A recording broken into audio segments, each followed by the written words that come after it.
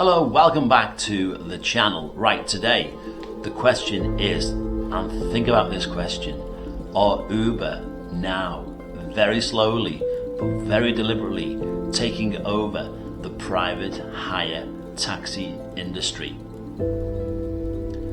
Years ago, for many years, if you wanted to get round in a taxi, you'd use one of these, a black cab. And that went on for many years, until the 1970s, when the private hire explosion happened. Into the 80s, more private hire companies opening up. Every high street across the country would have a little shop front where you'd go into and order your private hire taxi.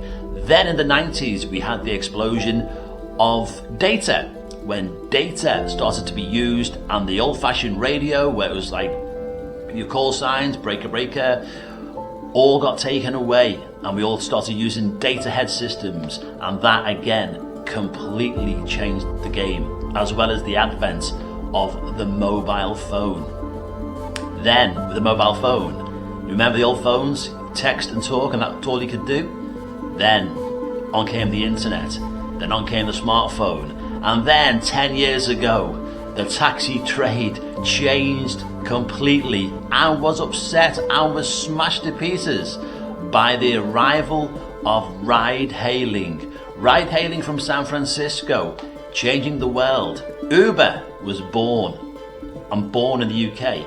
First city it went to was London, and completely disrupted the black cab trade in London and the private hire trade, which was and had been not very well regulated for many years. TfL was born, and Uber was here. But Uber's policy and Uber's style of operating was completely different from the private hire taxi industry. Uber was a tech company and not a private hire company. That's all changed now, hasn't it? That's all changed now, because Uber are now classed basically as the same as every other private hire company, except Uber now have these benefits which other companies don't have, and have changed the game completely. But now this is where they're starting to take over. Uber now partner with local private hire operators. Uber are mostly in towns and cities over the UK. Most towns and cities have Uber. Not all, but most do.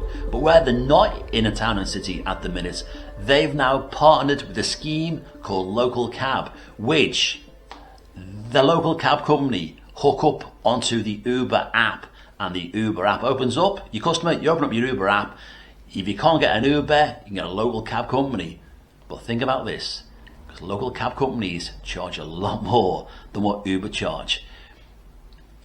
Having the cab companies on the Uber app, the local cab companies on the Uber app, the Uber algorithm starts working around, and it will bring Uber cars into those areas where there is demand, because you're opening up the Uber app.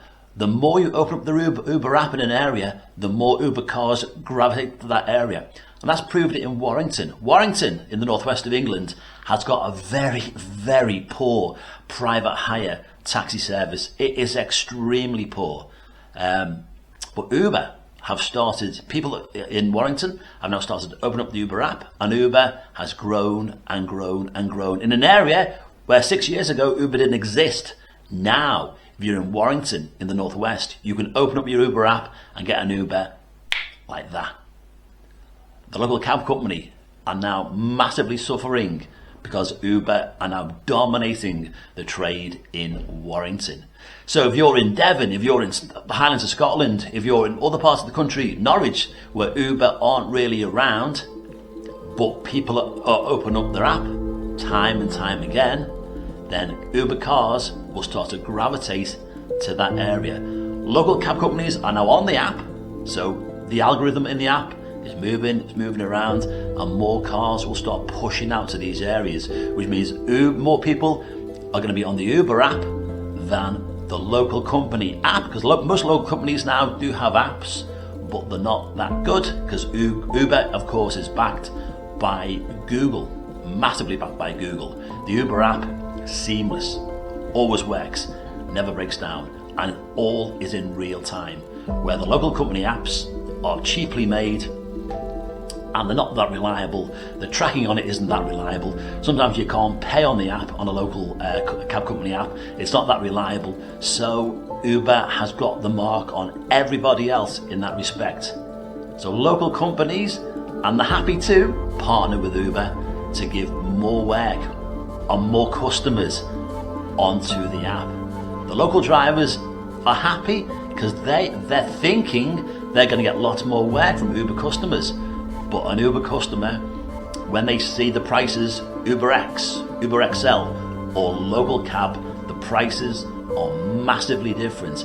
And if there's an Uber in the area, then they will go for the Uber every single time.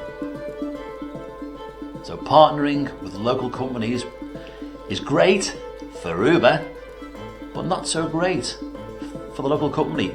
Uber's strategy here is long term, not short term, long term.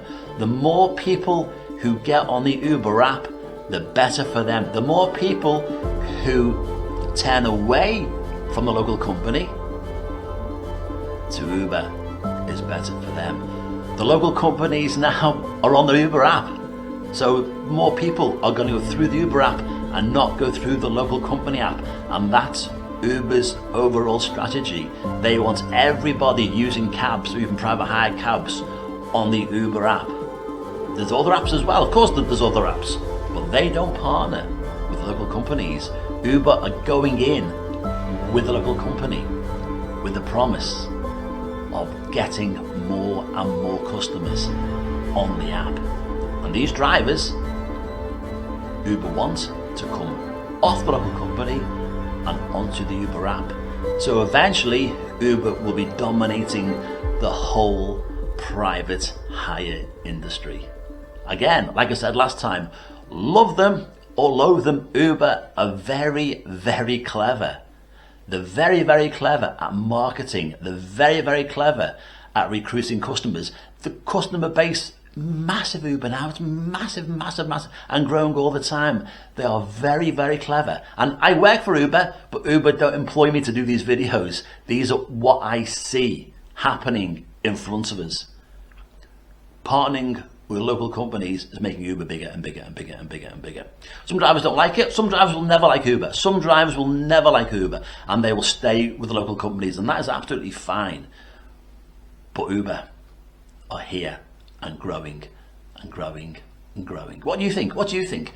Comment down below. Do you think Uber are going to take over completely? Do you think they're going to dominate the trade? Because the local companies are smaller. They haven't got the bite. They haven't got the overall money. Uber are very, very wealthy. They are a multi-billion dollar company, multi-billion dollar company. They're across the whole world. They have power. They have lots of power. And they're just growing and growing into a superpower. But is it good if they do take over and everyone's running off apps? In Australia now, if you're in Australia right now, if you're watching this in Australia, you will know you cannot hire a private hire company, a private hire taxi through a phone. It's all done through apps, and that's the way it's coming here.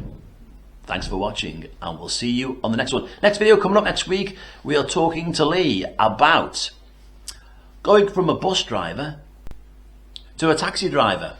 Is it a step up or a step down? We'll find out when we interview him, or will I interrogate him next week on the channel. Thank you for watching. Thanks for subscribing.